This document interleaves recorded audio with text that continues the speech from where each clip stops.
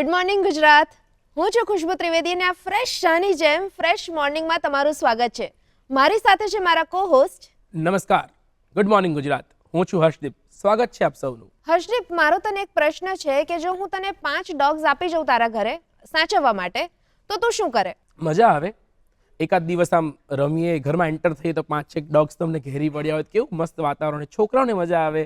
પણ જ્યારે તું ડોગ્સ આપવા આવીશ ત્યારે મારો પ્રશ્ન હશે, કેટલા દિવસ માટે સાચવવાના છે? દર્શક મિત્રો, તમને લાગશે કે આ ડોગ્સની ચર્ચા સવારમાં કેમ થઈ રહી છે? તો આજના ગેસ્ટ એક એવી વ્યક્તિ છે ને કે તમને અને મને જે સહજથી પ્રશ્નો થાય છે, કેટલા દિવસ માટે, કેટલા ડોગ્સ સાચવવાના છે, એવા પ્રશ્નો ક્યારે એમને રોકી જ નથી શક્યા. એમના ઘરમાં 19 જેટલા પેટ સાથે પોતે રહી રહ્યા છે. તો સ્વાગત કરીએ છીએ આપણે વિધિ રાઘવનું. સ્વાગત છે વિધિબેન. Thank you so much. વિધિબેન, 19 પેટ્સ આજના જીવનને, આજના ભાગદોડ ભર્યા જીવનને જોતા તમે કઈ રીતે મેનેજ કરો છો અને ક્યાંથી આ વિચાર આવ્યો, કઈ રીતે શરૂઆત થઈ? મારો પહેલો ડોગ કોલેજમાં હતી ત્યારે લાવી હતી અને મારી મમ્મીને ડોગ્સ બિલકુલ નથી ગમતા.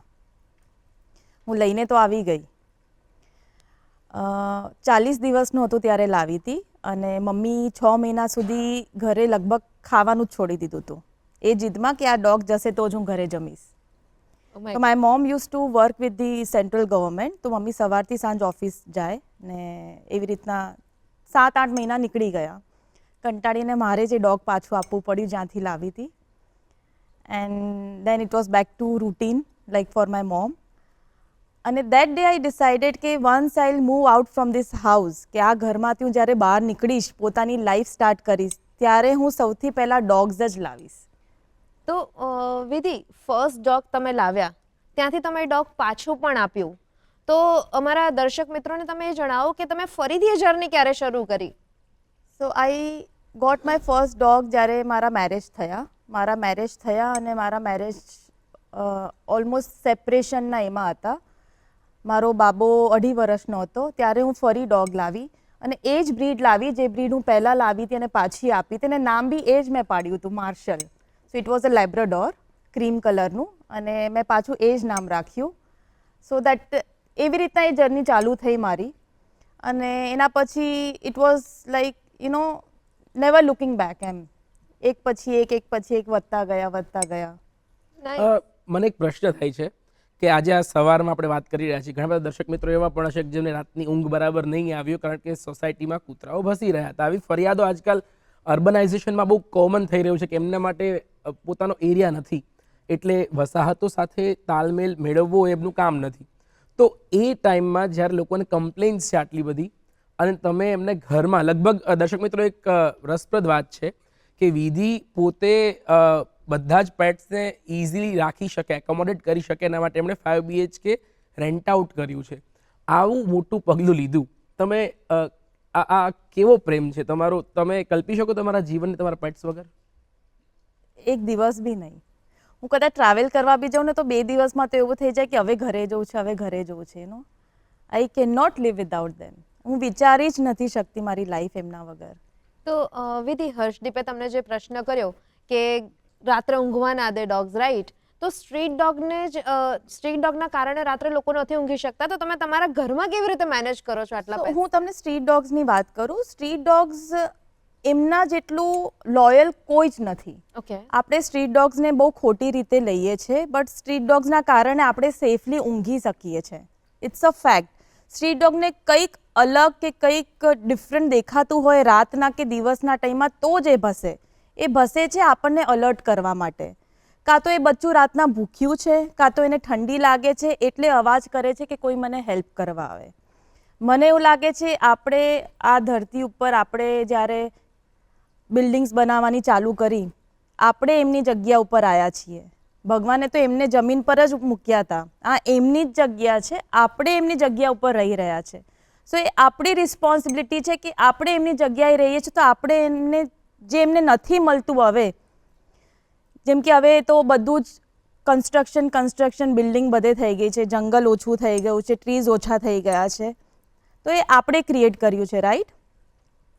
સો આપણે એમને હવે એ વસ્તુ પ્રોવાઈડ કરવી જોઈએ જે નેચરલી એ પ્રોવાઈડ નથી કરી શકતા પોતાના માટે. એ આપણી ડ્યુટી છે. ઉમાશંકર જોશીની કવિતા યાદ આવે છે તમારી વાત સાંભળીને કે વિશાળે જગ વિસ્તારે નથી એક જ માનવી, પશુ છે, પક્ષી છે પુષ્પો વનોની વનસ્પતિ. તો તમે આ વિશ્વ માનવ બનવાની એક પહેલ કરી છે કે બધા જ જીવોને, બોર્ડર્સને બધું જ પછી આવે. માણસ વચ્ચે બોર્ડર હોઈ શકે, પણ તમારી સોસાયટીમાં કે તમે આવ્યા એ પહેલાં ત્યાં રહેતા જીવો સાથે બોર્ડર કઈ રીતે હોઈ શકે? આ વિચારથી તમારી આસપાસના લોકો કઈ રીતે તમને જોવે છે? ફ્રેન્કલી બહુ જ ઇશ્યુઝ ક્રિએટ થાય છે, બહુ ઝઘડા બી થાય છે. મારે અમુક વાર પોલીસ કમ્પ્લેન બી કરવી પડે છે અને લિટરલી મેં કરી છે પોલીસ કમ્પ્લેન. લોકોને પોલીસ સ્ટેશન બોલાયા બી છે. મારા સોસાયટીના જ ડોગ લઈ લો, 3 ડોગ્સ છે જેમને હું સવાર સાંજ બપોર ખાવાનું આપું. જે મારા છોકરાઓ ઘરના ખાય છે એ જ એ લોકો ખાય છે. એવું નહીં કે એ લોકોને વાસી રોટલી કે વધેલું ઘટેલું આપી દીધું. તો એ લોકો કમ્પ્લેન કરે તમે આમને કેમ ખાવાનું આપો છો. મને લોજિક જ સમજ નથી પડતી. આઈ ડોન્ટ અન્ડરસ્ટેન્ડ કેમ ના આપું, એનું કારણ શું, ના આપવાનું કારણ શું? તો ઘણા બધા લોકોને એવો પ્રશ્ન થતો હોય કે પણ ડોગ્સ કરડે છે, ડોગ્સ પાછળ પડે છે, અમારા બાળકોને કરડે છે, એના કારણે લોકો જમવાનું નથી આપતા હોતા, રાઈટ?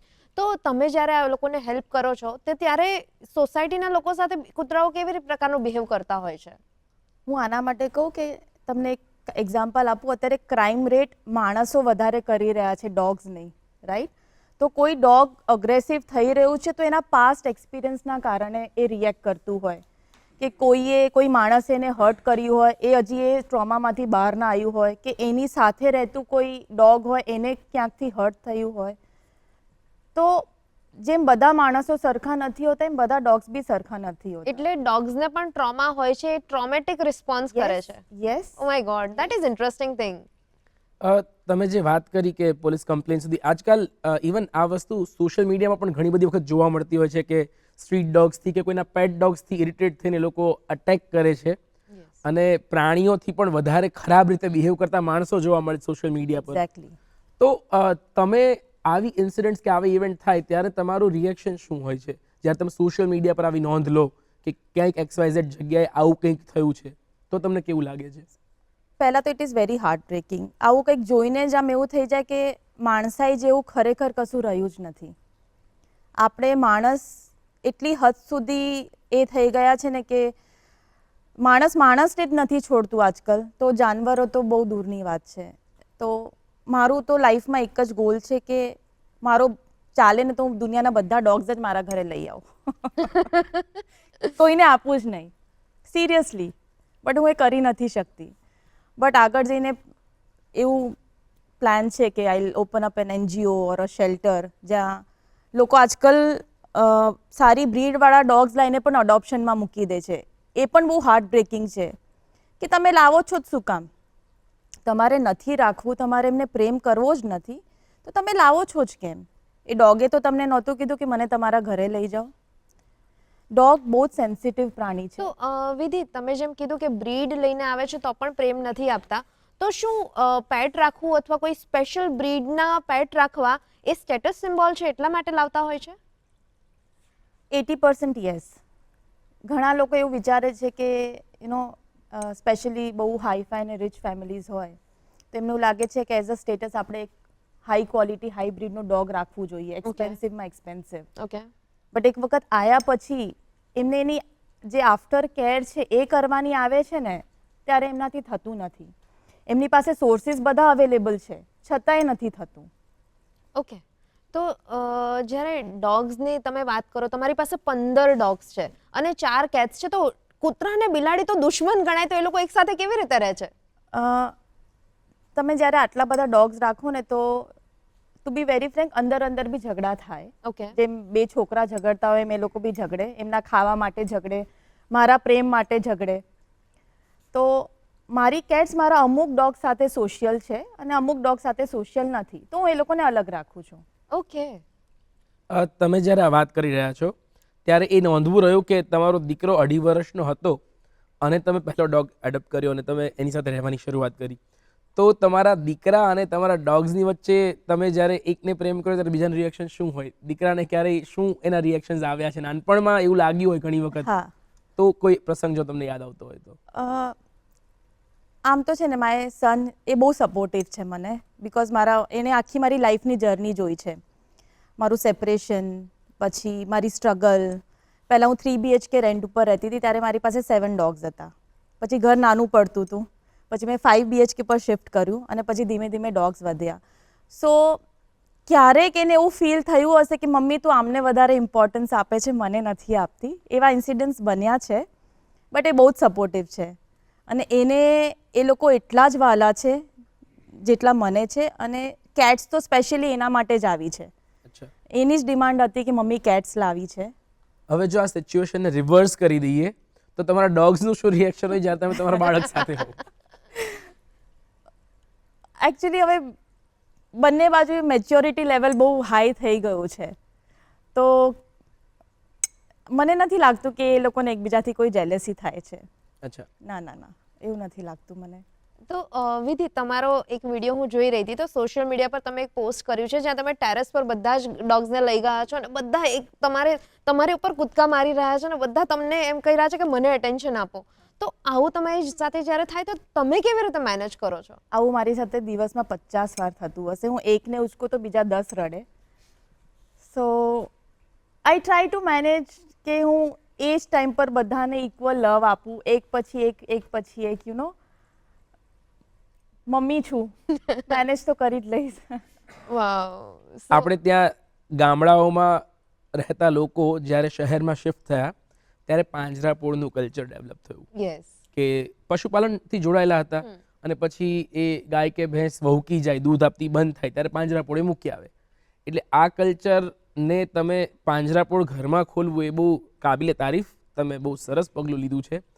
પણ એ એક જે વસ્તુ છે ને કે ઉપભોગ થઈ ગયા પછી અમે તને તરછોડીએ છીએ, એનિમલ્સ સાથે જ્યારે આવું બિહેવ થાય તો ત્યારે તમે સેન્સિટિવ વ્યક્તિ છો, એટલે તમને એ તમારી લાગણી કેવી રીતે તમે વ્યક્ત કરશો? હું તમને કહું કે મારું પેટ સ્ટોર છે જ્યાં ડોગ્સ સ્પા માટે ને ગ્રૂમિંગ માટે બી આવે છે અને હું પેટ્સ પ્રોડક્ટ પણ સેલ કરું છું. તો મને ત્યાં જે મારા અમુક કસ્ટમર છે એમના ડોગ્સ જોઈને મને ઘણીવાર એવું થતું હોય છે કે આ લાવ્યા જ શું કામ. અને લાયા પછી 2-2.5 વર્ષ પછી એ લોકો મને આવીને એમ વાત કરે કે ભાઈ આને આપી દેવો છે, કોઈ સારી ફેમિલી હોય તો કહેજો. તો મોટા ભાગે આપી દેવાના કારણો શું શું હોય છે? ટાઈમ નથી આપી શકતા. ઓકે, તો લાવવાનું કારણ શું હોય છે? છોકરાઓની બહુ જ ઈચ્છા હતી. ઓકે, સો વન લાઇનર આન્સર્સ માટે લોકો પેટ લાવે છે અને વન લાઇનર આન્સર્સ માટે જ લોકો પેટ આપી પણ દે છે. Oh my God, that is painful and strange. તો દર્શક મિત્રો, આપણે વિધિ સાથે અત્યારે વાત કરી રહ્યા છે અને મને વિધિ નેક્સ્ટ ક્વેશ્ચન તમને પૂછવાનું એ મન થાય કે તમે સ્ટ્રીટ ડોગને એટલી હેલ્પ કરો છો, તો તમે એક ઇન્સિડન્ટ જણાવો જ્યારે તમે સ્ટ્રીટ ડોગને કંઈ હેલ્પ કરી હોય ને પછી દે બીકેમ લોયલ ટુ યુ. મારા સ્ટોરની બહાર પણ મારા 5 સ્ટ્રીટ ડોગ્સ છે, બધાના મેં નામ રાખેલા છે. એવી રીતે મારા સોસાયટીમાં પણ મારા 3 છે. The moment I enter the society, ત્યાંથી લઈને પાછળ મારી ગાડીને મારા ઘર સુધી આવે અને એમને ખબર છે કે હવે મમ્મી ગાડીમાંથી ટ્રીટ આપશે, હવે ઘરમાંથી જમવાનું બહાર આવશે, એ લોકોને જમાડું, એ લોકોને ટ્રીટ આપું, એ લોકોને વાલ કરું, પછી જ ઘરમાં અંદર એન્ટર થવાનું. તો જે તમારા ડોગ્સ છે, જે 15 તમારા ડોગ્સ છે ને સ્ટ્રીટ ડોગ છે, તો એ ડોગ્સની સાથે તમારા ઘરના ડોગ્સ કેવું બિહેવ કરે છે? તો મારા 1-2 જે ઘરના ડોગ્સ છે, મારા સોસાયટીના ડોગ્સ છે, એમની સાથે બહુ જ યુઝ ટુ છે અને એમના ઉપર અટેક નથી કરતા. એટલે હું મારા સ્ટ્રીટ ડોગ્સને મારા ઘરના બધા ડોગ્સ સાથે યુઝ ટુ નથી કરી શકતી, બિકોઝ અમુક ડોગ્સ મારા જે લાર્જ બ્રીડના ડોગ્સ છે થોડા હાઈપર છે. એ બીજા ડોગ્સને જોઈને રિએક્ટ કરે છે. તો એ ડોગ્સ ખાલી બીજા ડોગ્સને જોઈને રિએક્ટ કરતા હોય છે કે એક બીજા કોઈ પણ લોકોને જોઈને પણ રિએક્ટ કરે છે? ડોગ્સને જોઈને ખાસ. They are all human friendly. Okay, they are all human. કોઈ દિવસ મારા કોઈ પણ હ્યુમનને એ લોકોએ અટેક નથી કર્યા. That's amazing. તો તમારા ઘરે ગેસ્ટ આવે ત્યારે એમનું શું રિએક્શન હોય છે? મારા ઘરે ગેસ્ટ જ નથી આવતા. Oh my God. ગેસ્ટ નથી આવતા એનું કારણ શું છે? ડોગ્સ. ઓકે, તો તમને માનવીય સંબંધો કરતા તમને એવું લાગે છે હું એમને બહાર મળી લઉં છું. આ ઘર મારા છોકરાઓ માટે બનાવ્યું છે મેં. તમે નથી આવી શકતા મારા ઘરે, નો પ્રોબ્લેમ, નો કમ્પ્લેન, હું તમને બહાર મળી લઈશ. તો દર્શક મિત્રો, જ્યારે આપણે આ બધી વાતો સાંભળીએ છીએ ત્યારે મને તો પાઠ્યપુસ્તકમાં વાંચેલી ભણેલી વાર્તાઓ અને એના પાત્રો ખતુ ડોશી અને એની ભૂરી ભેંસ, વેણુ પાડો અને જુમ્મો ભીષ્તી, કે પછી સંત મેકરણના લાલીઓ અને મોતીઓ યાદ આવી રહ્યા છે. ચોક્કસથી તમને પણ આવી અનેક વાર્તાઓ અને પાત્રો, પ્રાણીઓ યાદ આવતા હશે. આવી જ વાતો આપણે કરતા રહીશું, પણ હાલ સમય થયો છે વિરામનો. વિરામ બાદ ફરી મળીશું.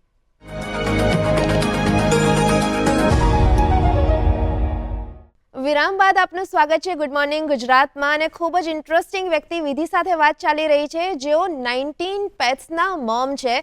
અને જ્યારે એમની સાથે વાત ચાલી રહી છે તો યાદ આવે કે ભાવનગરની એક હોસ્પિટલ છે પ્રેરણા ફાઉન્ડેશનની, જેનું નામ છે જીવદયા. ત્યાં ઇન્જર્ડ પશુ પક્ષીઓ હોય અથવા તો કોઈ પણ પ્રાણી હોય જેનું કોઈ જ ના હોય, એમને ત્યાં સાચવવામાં આવે છે, એમની ત્યાં સેવા કરવામાં આવે છે. તો આવો નિહાળીએ એમની સ્ટોરી અને પછી કન્ટિન્યુ કરીશું વિધિ સાથે વાત. રોજબરોજની જિંદગીમાં કંઈ અર્થપૂર્ણ અને સેવા કાર્ય કરવાની ઈચ્છાથી અમુક મિત્રોએ શરૂઆત કરી ઉત્તરાયણ દરમિયાન પંખીઓને રેસ્ક્યુ કરવાની તથા મેડિકલ સારવાર આપવાની. અને પછી શરૂઆત થઈ મોટા પાયે કશુંક કરવાના પ્રયાસની, જેણે ધીરે ધીરે આકાર લીધો 1 એકર વિસ્તારમાં ફેલાયેલ પ્રેરણા ફાઉન્ડેશન જીવદયા હોસ્પિટલ તરીકે. તમામ પ્રકારના પશુઓ અને પક્ષીઓની સારવાર થઈ શકે એવી અમે એક ક્વોલિફાઈડ ડૉક્ટરોની ટીમ રાખી છે, રેસ્ક્યુ એક ટીમ રાખી છે. અને આજુબાજુના જે યુવાનો છે, વડીલો છે, એ અમારી મદદે આવે છે. જેમને જીવદયામાં રસ છે એવા લોકો આવીને સેવાભાવી લોકો અમને મદદ કરતા હોય છે. એટલે ચકલીથી માંડીને આખલા સુધીના નાના મોટા જીવ, અબોલ જીવ છે, એની સેવા થઈ શકે, એની સારવાર થઈ શકે, એના ઓપરેશન થઈ શકે, એનું જે કંઈ ઉપચાર કરવો પડે એ તમામ ઉપચાર અમે કરી એવા પ્રકારની વ્યવસ્થા ગોઠવી છે. કોઈ પણ પ્રકારના પશુ પક્ષી હોય એ તમામની અહીંયા સારવાર થાય એવું કર્યું છે. વન્યજીવો હોય એ વન્યજીવોની પણ અહીંયા સારવાર થઈ શકે, એનું રેસ્ક્યુ થાય, એના માટે અમે વન ખાતા સાથે MOU કર્યા છે અને વન વિભાગે અમને એના માટે પણ પરમિશન આપી છે. આજુબાજુના કેટલાય ગામના પ્રાણી, પશુ, માલ ઢોર રાખતા પશુપાલકો એને એટલી બધી નિરાશ થઈ ગઈ છે કે એનું પશુ માંદવું પડે, એનું પ્રાણી માંદવું પડે, કોઈ તકલીફ થાય તો તરત જ એને જીવદયા હોસ્પિટલ યાદ આવે કે આપણે ત્યાં જઈએ એટલે આપણું પશુ બચી જશે, આપણા પશુને કાંઈ પણ નહીં થાય, એને વિશ્વાસ આવી જાય છે કે એટલી બધી સગવડ આપવામાં આવે છે, એટલી બધી દવાઓ આપવામાં આવે છે, ઘાસ, ખાંડ, દાણ બધું આપવામાં આવે છે, સર્જરી કરવામાં આવે છે, પણ એક પણ રૂપિયો લેવામાં આવતો નથી. જંગલી પ્રાણી હોય કે જીવ હોય એ જ્યારે અહીંયા આવે છે અથવા ત્યાં જ્યાં પડ્યું હોય ત્યાં જો ફોન આવે કે કહેવામાં આવે કે અહીંયા છે, તો અહીંયાની જે વાન છે ને ત્યાં એની સ્થળે જઈ અને તેને લઈ આવી અહીંયા સારવાર કરે છે, એને સર્જરી કરે છે. ડૉક્ટરોની જે તાલીમ પામેલી ટીમ છે એ એને કાર્યવાહી કરી અને ગમે એવું રોગ હોય પણ એને રોગ મુક્ત કરે છે, ઘાયલ હોય તો ઘાયલ મુક્ત કરે છે અને એને પૂરી સારવાર આપે છે. આમ જોઈએ તો અબોલ જીવ છે, પશુ પક્ષી બંને થઈને 13,000 જેટલા પશુ પક્ષીઓને અમે બચાવ્યા છે. અને જ્યારે એને બચાવી લઈએ અને ફરીવાર એનું રૂટીન જીવન શરૂ થાય એટલે અમે એને રિલીઝ કરી દેતા હોઈએ છીએ. અને જે અપંગ હોય, જે એને જીવનભર નિભાવવા પડે, ચાલી શકે એવા ના હોય, ત્યારે જે નોર્મલ જિંદગી ના જીવી શકે એમને અમે અહીંયા રાખતા હોઈએ છીએ. લાઈફ ટાઈમ એને રાખવાની અને રહેવાની અને વ્યવસ્થા પણ અમે કરતા હોઈએ છીએ. 22 લોકોનો સ્ટાફ છે જે મેડિકલ માટે કામ કરી રહ્યા છે, સારવાર માટે, ઓપરેશન માટે કામ કરી રહ્યો છે. અને 50થી વધુ ભાઈઓ બહેનો અમારી પાસે એવા છે કે અલગ અલગ જગ્યાએ રેસ્ક્યુ કરવા જવાનું હોય તો આ તમામ લોકો સેવાભાવી ભાઈઓ બહેનો છે એમાં અમને પૂરેપૂરી રીતે મદદ કરે છે. કેન્સરના કેસીસ અત્યારે બહુ આવે છે. અમારે જે શિંગડાનું કેન્સર કહેવાય એની અમે સર્જરી કરી છે. ડિલિવરી કેસ આવે છે તો એની પણ અમે સર્જરી કરીને અને જે આપણે કહે ને સિઝેરિયન એ પણ અમે કરી રહ્યા છીએ. પ્રેરણા ફાઉન્ડેશન એ રસ્તે રઝળતા જીવોને પણ નિઃશુલ્ક સારવાર આપે છે. આ પ્રકારે જીવતા જીવોની સમસ્યાઓ પણ અલગ પ્રકારની હોય છે. જ્યારે અમે જે ઓપરેશન એ કરતા હોય કે જ્યારે એને એનેસ્થેસિયાને કે ડોઝ દીધા હોય એમાં જે વોમિટિંગ કે થાય ને તો એના પેટમાંથી એટલા પ્રકારનો ખરાબમાં ખરાબ જથ્થો પ્લાસ્ટિકનો જે નીકળે છે, જે લોકો બહાર ફેંકી દેતા હોય છે. રેસ્ટોરન્ટની આસપાસ ગાયો એ પ્લાસ્ટિક ખાય છે, એમાં ચમચી પણ નીકળે, કાંટા પણ નીકળે, એવા બોથડ પદાર્થ પણ નીકળે છે. અને આ ઘટના જોતાં અમને પણ એવું દુઃખ થાય છે.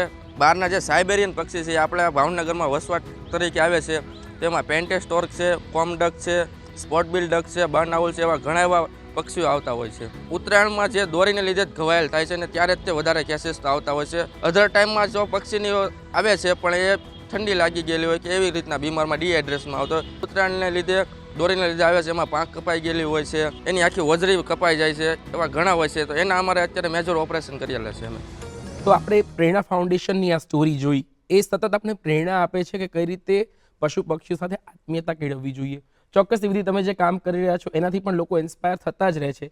તો કંઈ એવું થયું છે કે જ્યાં આ આત્મીયતા શબ્દ છે એ લોકો સમજ્યા હોય અને એ પોતાના પેટ સાથે આત્મીયતા કેળવવાનો પ્રયત્ન કરતા હોય? તમને બે ટાઈપના લોકો જોવા મળશે, જે ડોગ લાવીને એમને અનહદ પ્રેમ પણ આપે છે એઝ પોતાનું ફેમિલી મેમ્બર છે, અને અમુક લોકો એવા પણ છે કે લઈ પણ આવ્યા છે પણ પછી આપી પણ દેવા માંગે છે, કેમ કે તેમની પાસે સમય નથી, કાં તો તે એટલો બધો ખર્ચો એમની પાછળ કરવા નથી માંગતા.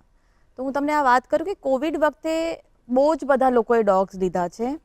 આ ઇન્ડસ્ટ્રીમાં હું એમ કહું કે અમે આવતા 4 વર્ષમાં જે ડોગ સેલિંગ થવાનું હોય એ અમે કોવિડમાં પતાવી દીધું છે. એટલા બધા ફેમિલીઝમાં ડોગ્સ સપ્લાય થયા છે. પણ સપોઝ મેં 100 ડોગ્સ આપ્યા છે તો એમાંથી 80 ડોગ્સ અત્યારે અડોપ્શનમાં નીકળ્યા છે, કેમ કે એ વખતે લોકો એકલા હતા, તેમની પાસે કરવા માટે કશું જ નહોતું. ત્યારે એ લોકોને એવું લાગ્યું કે ઘરમાં એક ડોગ લાવવું જોઈએ, ઘરમાં કંઈક નવું આવશે, કંઈક એન્ટરટેનિંગ આવશે, છોકરાઓનો ટાઈમપાસ થશે, અમારો ટાઈમપાસ થશે. એટલે મૂળ તો આ વાત એ કોઈ જીવને વાપરવાની જ દિશામાં. હા, એટલે આત્મીયતા કરતાં વધારે એન્ટરટેનમેન્ટનું સાધન એમને બનાવી દીધું. તો આપણે આત્મીયતાની વાત કરીએ તો તમારી પાસે અત્યારે 15 પેટ્સ છે, અને તમે જેમ કીધું કે તમારું પહેલું પેટ તમે કોલેજમાં હતા ત્યારે લાવ્યા હતા, તો તમને ડોગ્સની સાથે આત્મીયતા કેવી રીતે બંધાઈ? તો આમાં મારા મામાનો થોડોક રોલ હું કહીશ. મારી મમ્મીના જ્યારે મેરેજ નહોતા થયા ત્યારે મારા મામા પોતે 7 થી 8 ડોગ્સ રાખતા ઘરે. ઓકે. તો જ્યારે હું મોટી થતી ગઈ મેં એમના ત્યાં ડોગ્સ જોયા મામાના ઘરે, અને એ વખતથી જ મને ડોગ્સ માટે બહુ જ પ્રેમ હતો. ડોગ્સ નહીં, બધા જ એનિમલ્સ માટે. મને તમે કોઈ પક્ષી લઈ લો, ગાય કહી દો, ડોગ, કેટ, બધા માટે.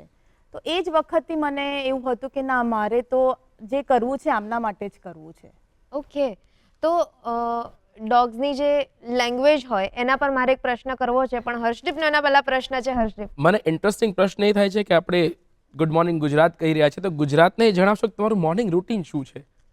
મારું મોર્નિંગ રૂટીન બહુ જ બિઝી હોય છે.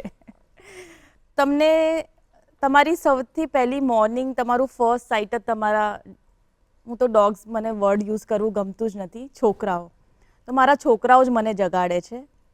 The moment I wake up, bed ઉપરથી તમે બેસો, બસ એમને ખબર પડી જાય કે મોર્નિંગ થઈ ગઈ છે, કેમ કે મમ્મી ઊભી થઈ ગઈ છે.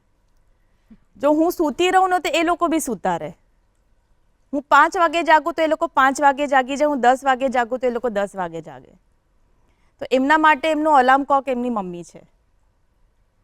તો સવારના એમની સાથે ઉઠવાનું, એમનું મોર્નિંગ રૂટીન, એમનું સવારનું બ્રેકફાસ્ટ એ લોકો ખાય, પછી રમે, મસ્તી કરે, એ લોકોનું બધું ક્લિનિંગનું પ્રોસેસ ચાલુ થાય, પછી રમીને થાકીને સૂઈ જાય. Then to be very practical also I tell you કે તમે તમારા છોકરા સાથે 24 કલાક નથી રહી શકતા, રાઈટ? મારું બી એક રૂટીન છે, એમનું બી એક રૂટીન છે, પણ એ રૂટીનને સેટ કઈ રીતના કરવું કે તમારા છોકરાને તમારી ગેરહાજરીમાં તકલીફ ના પડે, એ આપણી જવાબદારી છે. એ મારી જવાબદારી છે કે હું મારા બિહાફમાં કે મારી પાછળ મારા છોકરાઓને તકલીફ ના પડે એના માટે હું કઈ ફેસિલિટી એમને પ્રોવાઈડ કરી શકું છું, કેમ કે એ બોલી નથી શકતા, બધું આપણે સમજવું પડે છે. હર્ષદીપ, આના પરથી જ મને એક નવો પ્રશ્ન આવી રહ્યો છે કે ડોગ્સ હોય કે પેટ્સ હોય કે કોઈ પણ એનિમલ હોય, એની એક બોડી લેંગ્વેજ હોય છે, એની એક સાઇન હોય છે. તો વિધિ, તમારી પાસે આટલા બધા પેટ્સ છે, આટલા બધા બાળકો છે, તો એમની બોડી લેંગ્વેજ કેવી રીતે સમજવાની હોય? મારા બધા છોકરાની અલગ અલગ, તમે કહો ને કે કેરેક્ટરિસ્ટિક્સ બધાના અલગ છે, બટ એઝ અ મધર તમે સમજી જ જાઓ. અમુક એમની આઈસથી બોલે છે, અમુક અવાજ કરીને બોલે છે, અમુક ગુસ્સામાં બી એમનું એક્સપ્રેશન બતાવે છે. તો તમને એક વાત કહું કે જ્યાં એક કોઈ બી ડોગ હોય, સ્ટ્રીટ ડોગ હોય કે ઘરનું ડોગ હોય, એ એવા જ વ્યક્તિ સામે એનું રિએક્શન કે બોલવા માંગશે જે એને સમજતું હશે. ઓકે. આજે તમે રોડ ઉપર બી ચાલતા હો તો સ્ટ્રીટ ડોગ તમે જોજો કે અમુક વ્યક્તિઓ પાસે જ જશે, બધાની પાસે નહીં જાય, કેમ કે એને એમનું સિક્સ સેન્સ બહુ જ પાવરફુલ હોય છે. એમને ખબર છે કે આ વ્યક્તિ મને સમજશે અને મને હું જે કહેવા માંગુ છું એની પહેલાં જ એ વસ્તુ પૂરી કરી દેશે. એટલે કે જો તમે સ્ટ્રીટ ડોગ તમારી પાસે આવે છે, અથવા કોઈ પણ એનિમલ તમે ક્યાંક ઊભા છો ને તમારી પાસે આવે છે, ધેટ મીન્સ કે એની સાથે તમારું કનેક્શન ઓલરેડી બંધાઈ ગયું છે, એવું કહી શકાય? યસ. મને એક પ્રશ્ન થતો હતો, પણ તમે જ્યારે એક શબ્દ વાપર્યો કે મારા પેટ્સ કે ડોગ્સ નથી, મારા બાળકો છે, ત્યારે મને એ પ્રશ્નનો જવાબ એવું લાગ્યું કે મળી જ જાય છે. પણ દર્શક મિત્રોને ચોક્કસથી કહેવા માંગીશ કે બહુ જ મોટી ફાઇનાન્શિયલ રિસ્પોન્સિબિલિટી જોડાયેલી હોય છે જ્યારે તમે 19 પેટ્સ એની જવાબદારી સ્વીકારો ત્યારે. તો ખાલી અમારા દર્શકો માટે તમે આમ તો બાળકો હોય એટલે તમે જવાબદારી તમારા શ્વાસે શ્વાસે એ જવાબદારી તમે પૂરી કરી જ રહ્યા હોય, પણ છતાં એ કઈ રીતે તમે એ મેનેજ કરી રહ્યા છો? બધા જ એમના બ્લેસિંગ્સ છે. બહુ સ્ટ્રગલ કરવી પડે છે. અમુક વાર ફાઇનાન્સીસ પણ બહુ જ હાર્ડ પડે છે. ક્યારેક એવું થાય છે કે અરે આ વખતે બહુ જ વધારે તકલીફ પડી ગઈ, પણ બધું થઈ જાય છે, નેચરલી જ થઈ જાય છે. કંઈક ને કંઈક રસ્તા નીકળી જ જાય છે. એ એમના બ્લેસિંગ્સ છે. કહેવાય છે ને જહાં ચાહ હે વહાં રાહ હે. એક્ઝેક્ટલી. ખૂબ ખૂબ આભાર વિધિ, તમે જે વાત કરી એ બહુ જ મૂલ્યવાન વાત છે, જે માનવ મૂલ્યની વાત છે. તો દર્શક મિત્રો સાથે આપણે આ વાત કરી એના માટે ખૂબ ખૂબ આભાર આપનો. આપ અમારી સાથે જોડાયા ગુડ મોર્નિંગ ગુજરાતમાં.